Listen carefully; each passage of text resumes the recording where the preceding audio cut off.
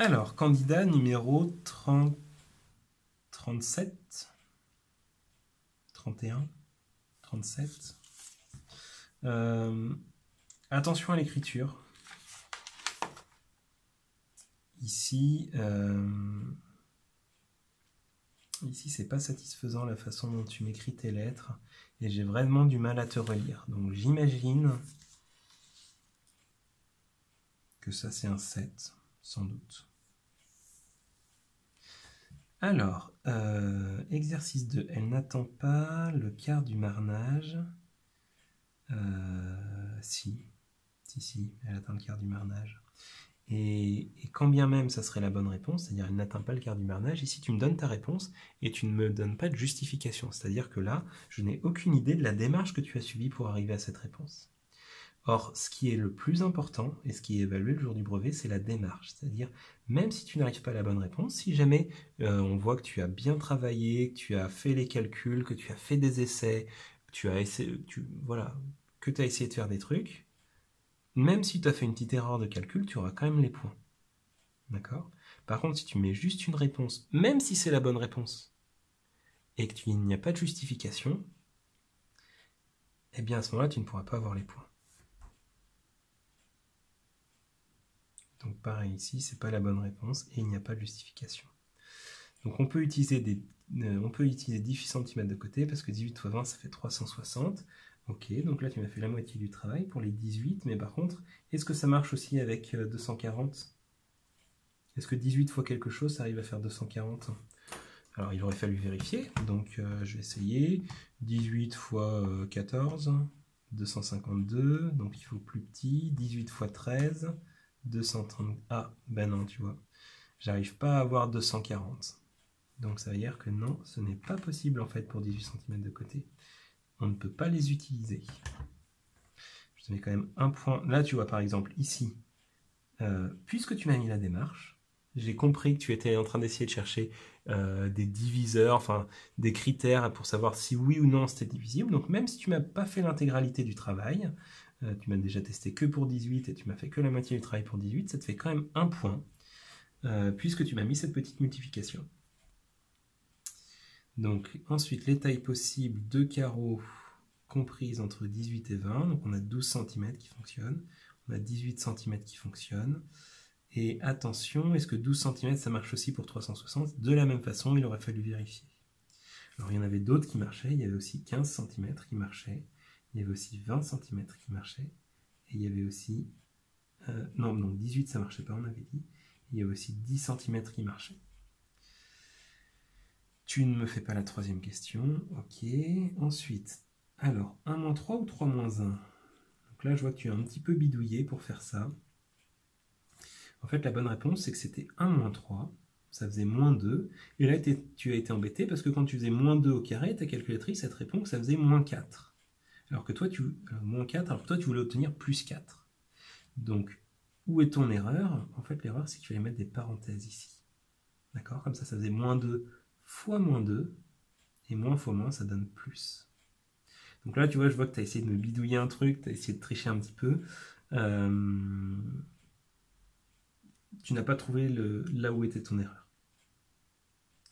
Alors, je vais quand même te mettre des points, puisque au niveau de la rédaction en ligne, tu as bien fait, vu qu'il y avait 2 calculs, tu m'as bien écrit 2 lignes, donc ça c'est positif, donc ça te fait 1 point pour la présentation du calcul. Je vais même te mettre 1,5 point, vu que tu as vu qu'il y avait une erreur, et tu vas donc corriger en conséquence, même si ce n'était pas la bonne correction.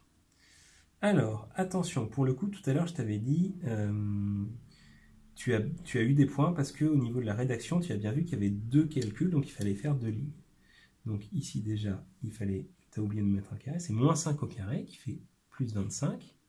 Et là, tu fais ton premier calcul, et tu enchaînes ton deuxième calcul dans la même ligne. Donc là, non. Là, il fallait couper, revenir à la ligne et écrire... il fallait écrire -25 plus -15 égale -40. Donc sinon, le reste, c'est cohérent. Non, si je ne suis pas d'accord avec toi sur cette question. Là, tu as essayé un truc. Là, la technique, avec les flèches de chaque côté, c'est la technique pour les équations. D'accord? Et qu'est-ce que c'est qu'une équation? On l'a dit en cours, c'est une égalité où on a une balance qui est bien équilibrée. C'est-à-dire on a la même chose sur chaque plateau de la balance. Et comment est-ce que tu repères les plateaux de la balance? Eh bien, tu as un signe égal entre les deux. Par exemple, 3x plus 2 égale 5x moins 4. Ça, c'est une équation, puisque tu as une partie à gauche, une partie à droite, et un signe égal au milieu qui t'indique que les deux parties sont bien équilibrées. Et c'est à ce moment-là que tu vas pouvoir faire des flèches de chaque côté, puisque tu as deux choses qui sont séparées par un signe égal. Tandis que ici, pardon, tu as une seule expression. Il n'y a pas de signe égal au milieu qui te permet de faire un truc à gauche et un truc à droite. Donc ça ne va pas marcher.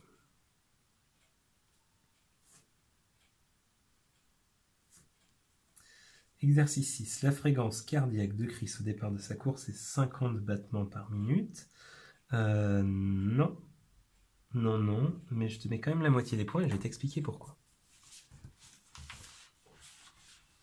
Si on prend la courbe, au départ de la course, tu as regardé au bon endroit, tu as vu que c'était là et tu as lu 50 battements par minute. Donc tu as regardé au bon endroit, c'est pour ça que tu as la moitié des points. Mais tu n'as pas tous les points parce qu'en fait la bonne réponse c'était 52 battements par minute. Parce que regarde, on était un petit peu au-dessus des 50. Alors, tu vas me dire, oui, mais c'est pas très facile à lire, il n'y a pas les petites graduations, c'était tout petit, et je suis d'accord. D'accord, c'était pas très facile à lire, c'est pour ça que si tu m'avais mis 53 au lieu de 52, je ne t'aurais pas pénalisé, parce que on ne peut pas faire la différence sur un site graphique entre 52 et 53 et 51. Par contre, 50, là on voit la graduation des 50, et clairement la courbe elle commence au-dessus de la graduation des 50. Donc 50, je ne peux pas accepter ce résultat. Pour autant, tu as pris le graphique, tu as cherché l'information au bon endroit, c'est pour ça que je te mets quand même la moitié des points. 160 battements par minute. Oui, la durée en minutes de Chris, c'est 53 minutes. C'est la bonne réponse, il manque la démarche. Alors là, c'est un petit peu limite. C'était un calcul qui était assez facile à faire, donc j'ai accepté ta réponse comme si tu avais fait le calcul de tête, mais j'aurais quand même préféré voir la démarche que tu avais fait. Donc ici, 100%, ça correspond à 190 battements par minute. Donc toi, tu cherches 70%, ça correspond à 133 battements par minute. Ça, c'est très positif ce que tu m'écris. Et donc, à la 7e minute, Chris a effectué un effort soutenu. Tu as raison, au bout de 7 minutes, on arrive à, alors moi j'aurais plutôt dit 8 minutes, on arrive à 133 battements par minute. Pourquoi est-ce que j'aurais dit 8 minutes? Parce que regarde, entre 5 et 10, si jamais je sépare ce segment en deux, 7 il est où? Il est plutôt à gauche ou il est plutôt à droite? Eh bien il est plutôt à gauche, vu que c'est 5, 6, 7, 8, 9. Donc la moitié elle est entre 7 et 8. Donc moi là le 133 je le trouve ici, il est clairement à plus que la moitié de la case. Ok, donc ça aurait été plutôt 8 minutes. Pour autant, j'accepte complètement ta réponse de 7 minutes. Là où il y a un problème, par contre, un vrai problème, c'est au niveau de la lecture de l'énoncé. La question, c'était pas dire à partir de quand est-ce qu'il commence à faire un effort soutenu. C'est estimer la durée de la période pendant laquelle il fournit un effort soutenu. Ça veut dire qu'il ne va pas fournir un effort soutenu juste à un moment. Il va commencer à fournir un effort soutenu à 7 minutes, d'accord, parce qu'il dépasse les 133 battements par minute. Et donc, tu as vu, et que soutenu, c'était entre 70 et 85. Donc, toi, tu as calculé que 70%, ça faisait 133 battements par minute, c'est bien. Si tu avais fait le calcul pour 85, tu aurais trouvé 161,5, c'est-à-dire ici. Donc, la zone d'effort soutenu, je vais la colorier, c'est toute cette zone-là, c'est toute la zone rouge que je colorie. Donc, ça veut dire, si jamais tu reportes comme ça, tu vois qu'effectivement, il commence à la 7e minute, et regarde, partout là, pendant toute cette période, il reste dans la zone d'effort soutenu. Jusqu'à ici où il sort. D'accord? Et donc, il sort au bout de 41 minutes. Donc, en fait, ce qu'il fallait faire, c'était calculer la distance, enfin la durée entre 8 et 41 minutes. Et là, ça te donnait donc bien, comme c'était demandé, la durée d'une période. Donc, pour autant, tu m'as fait un calcul de pourcentage qui était vraiment bien. Et tu as bien lu sur le graphique. Donc, pour ça, sur les 4 points, je vais t'en mettre 2,5. Mais il manque donc le deuxième calcul de pourcentage et cette histoire de savoir qu'on calcule bien une période et pas juste un instant. Alors, l'espace entre deux motifs mesure 80, non. Il faut insérer en dessous du choisir la taille 1, non. Ce ne sont pas les bonnes réponses, malheureusement.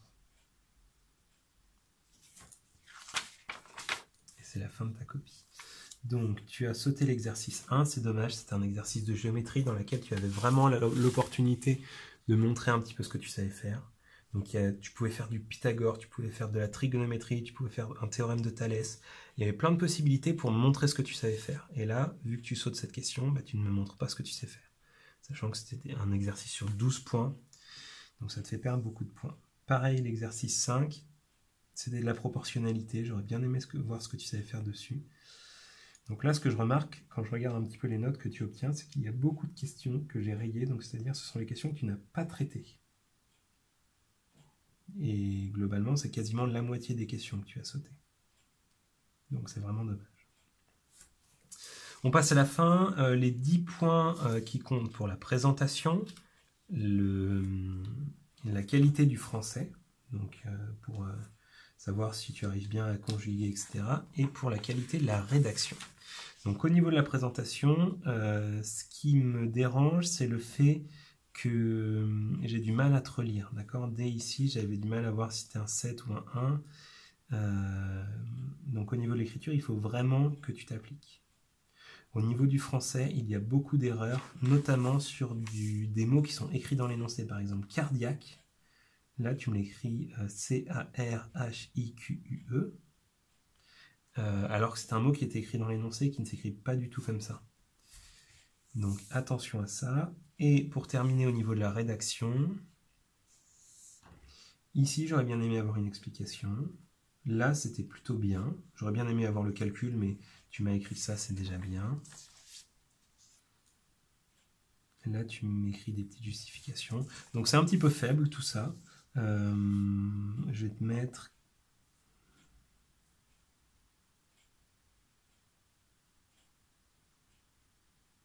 Je vais te mettre 4 points sur...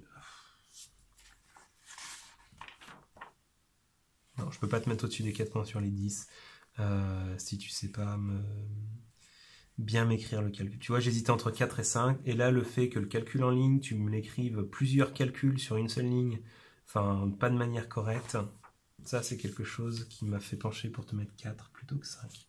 Donc attention, c'est tous ces petits points qui font la différence. Donc si on fait notre total, ça nous fait 4, 7, 11, 12, 14, 15, 15, 21.